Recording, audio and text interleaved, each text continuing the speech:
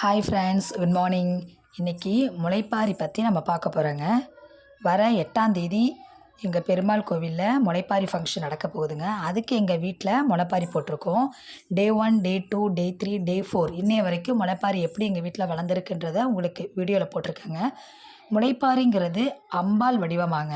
அந்த முளைப்பாரியை எல்லா கோவில் ஃபங்க்ஷன்லேயும் சரி, கும்பாபிஷேக ஃபங்க்ஷன்லேயும் சரி, திருமண ஃபங்க்ஷன்லேயும் வச்சுருப்பாங்க. அது அம்பாள் வடிவமாக. அந்த முளைப்பாரி எப்படி வைக்கணும்னா, நல்ல தானியங்களை தேர்ந்தெடுத்து ஓவர் நைட் ஊற போட்டு அதை ஒரு துணியில் கட்டி ஹாட் பாக்ஸில் வச்சு மூடி வச்சிருப்பாங்க. அது முளை வந்தோடனே அதை ஒரு சட்டியில் போட்டு மண்ணில் போட்டு அது முளைச்சி வந்ததுக்கப்புறம் இளம் வெயிலில் வச்சு எடுக்கணுமாங்க. தண்ணி மீடியமாக தான் ஊற்றணும், ரொம்ப ஊற்றக்கூடாது.